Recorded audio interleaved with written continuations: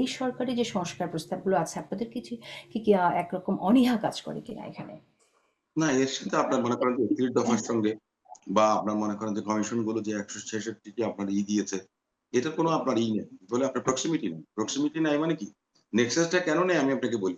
যে একটা গণতান্ত্রিকভাবে নির্বাচিত সংসদ তারাই কিন্তু আপনার আ বড় ধরনের সংস্কারগুলো করতে পারেন। অন্তর্বর্তীকালীন সংস্কারের যে সংস্কার যেটা সেটা হলো গিয়ে আপনার যেমন নির্বাচনের জন্য যেটা। নির্বাচনের জন্য কি দরকার? প্রশাসনিক সংস্কার দরকার, পুলিশ সংস্কার দরকার, ফিল্ড অ্যাডমিনিস্ট্রেশন। আরেকটা হচ্ছে যে আপনার নির্বাচন কমিশনের যে দায়িত্বটা হবে যে কারা প্রিজাইডিং অফিসার হবেন, এই বিষয়টা কিন্তু নির্ধারিত করা উচিত। কেন আমি আপনাকে বলি এটা খুব বড় একটা গুরুত্বপূর্ণ বিষয়। আমি জানি না এটা আমার নিজেরও স্মরণ পড়ে না। আমি বিএনপির সংস্কার মানে আপনার যে সংবিধান আ সংস্কার কমিটি যেটা আমি সেটাতে নিজে মেম্বার ছিলাম। আইন সংস্কার সেটাতেও আমি মনে করেন ছিলাম। সেখানে অনেক বিষয় আপনার এসছে, অনেক কিছু দেয়া হয়েছে প্রস্তাব। এগুলো তো আপনার মনে করেন যে এই সরকার আমি মনে করি যে একটা চার্টার হওয়া উচিত। মূল স্পিরিটটা কি?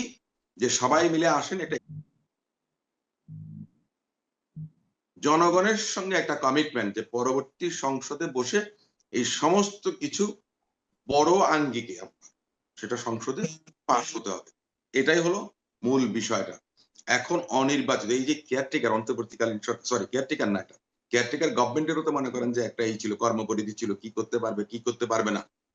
আমি মানলাম যে একটা ভ্যাকুয়াম যখন তৈরি হয়েছে, পতিত স্বৈরাচার যখন পালিয়ে গেছে এবং মানুষের প্রত্যাশা ছিল যেটা, সেই অনুযায়ী এটা তো ইনডেফিনিট পিরিয়ড এর জন্য খালি থাকতে পারবে না। বাংলাদেশ তো কদিন পর্যন্ত আপনার প্রধান উপদেষ্টা কিংবা প্রধানমন্ত্রী তো ছিল না বাংলাদেশে। তাই না? তো তাহলে কি দেশটা কি শেষ হয়ে গেছে? নিশ্চয়ই শেষ হয়নি। আপনার মানুষের যে আশা সেটা তো বেঁচে ছিল। তো এ কারণেই বলছি যে আপনার এখন আপনি গেজেট নোটিফিকেশন দিয়ে নির্বাহী আদেশ দিয়ে কিছু কাজ করতে পারেন। যেটা একটা সুষ্ঠু নিরপেক্ষ নির্বাচন অনুষ্ঠানের জন্য আপনার প্রয়োজন। এটা একটা। দ্বিতীয় যে বিষয়টা হচ্ছে যে আমি যে কথাটা বলছি যে চার্টার হওয়া উচিত। একটা এগ্রিমেন্ট হওয়া উচিত।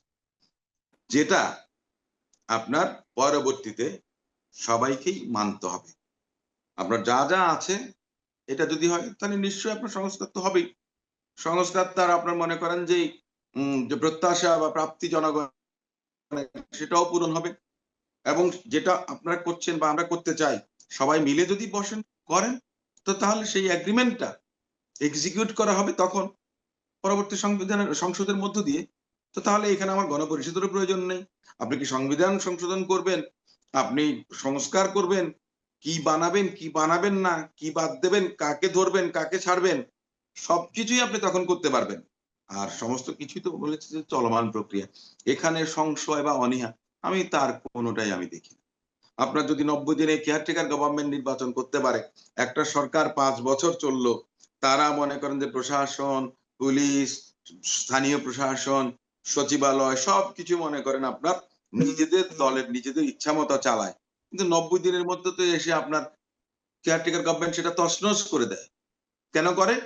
যে ফেয়ার একটা ইলেকশন, একটা লেভেল একটি প্লেইং আসে ফিল্ড। যে এর আগের যে ৫ বছরের ইলেকটেড গভর্নমেন্ট এর সময় যে পরিবর্তনগুলো হয়, এবারের পরিবর্তন কিন্তু গত ১৫ বছর ধরে যে ক্ষতি হয়েছে সেটা একই সাথে আ আ একই পাল্লায় মাপা যায় কিনা সে প্রসঙ্গটি আসে। আপনি চার্টারের কথা বলেছেন, সেক্ষেত্রে তো সরকার অন্তর্বর্তীকালীন সরকারের জুলাই চার্টারের কথা বলেছে। তো আপনি মনে করেন যে কিছু পরিবর্তন নির্বাচন কেন্দ্রিক কিছু পরিবর্তন আ যেটা আপনার নির্বাহী আদেশের মাধ্যমে সম্পন্ন করে বাকিগুলো জুলাই চার্টারে উল্লেখ করে আপনারা পরবর্তীতে সেটা হয়তো সবাই মানবেন এবং সেই প্রতিশ্রুতি আপনারা রক্ষা করবেন। এরকমটি আপনি বলতে চাইছেন। আমি একটু স্পেসিফিক জানতে চাই আপনার কাছে ব্যারিস্টার অসীম যে আপনারা আপনাদের যে প্রস্তাবনাগুলো আছে আপনারা কোন প্রস্তাব বা সংস্কার মানবেন এবং কোনটায় আপনারা চান নির্বাচন পরবর্তী হবে সেটা আপনারা কবে জমা দিচ্ছেন? আমি এই বিষয়টা দলের নীতি নির্ধারকরা যারা আছেন ভারপ্রাপ্ত চেয়ারপারসন এবং স্থায়ী কমিটির সদস্যরা মিলে আপনারা সেটা সিদ্ধান্ত নেবেন। আলোচনার মধ্যে আপনার মনে করেন যে প্রধান উপদেষ্টা মহোদয়ের সঙ্গে আগেও বোধহয় একটা আলোচনা হয়েছে। আবার আলোচনা করবেন তখন সেটা জানাবেন, স্পষ্ট করবেন সেটা। সময় যখন হবে তখন সেটা নিশ্চয়ই জানাবেন। আপনার যেটুকু আছে এবং বারবার কিন্তু বিএনপি বলে এসছে, পাবলিকলি বলে এসছে যে যেটা একটা নির্বাচন সুষ্ঠু নিরপেক্ষ নির্বাচন অনুষ্ঠান করার জন্য প্রয়োজন, সেটার প্রয়োজন আছে।